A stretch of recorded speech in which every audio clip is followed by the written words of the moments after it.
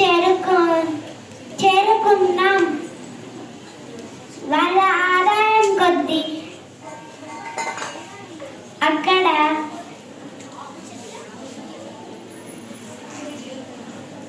అక్కడికి చేరుకున్నారు.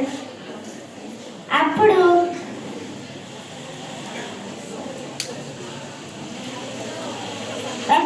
ఒకరికి సాయం చేసుకుంటే దేవుడు ఏదో ఒక రూపంలో వచ్చి సహాయం చేస్తారు.